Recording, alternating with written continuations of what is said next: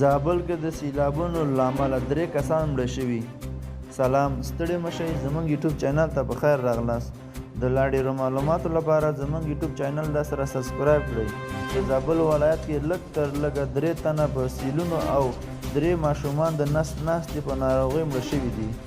له وړمې شپې څخه د زابل په بېلابېلو برخو کې په تیرو بیا میزاني ولسوالۍ کې د سیلونو راوتلو او خلکو ته یې د ډېر مالي زیانونه هم اړولي دي.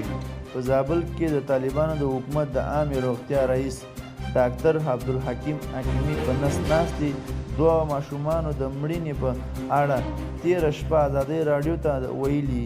په خواشینۍ سره 3 ماشومان د شینکي ولسوالۍ په اکازور کلي کې د خپل خوږ ژوند له لاسه ورکړی دی. همدا راز په میزاني ولسوالۍ کې د شدیدو سیلابونو له کبله 3 تنه مړه شوي دي. که څه هم ښاغلي حکیمي وایي چې د عامې روغتیا د ریاست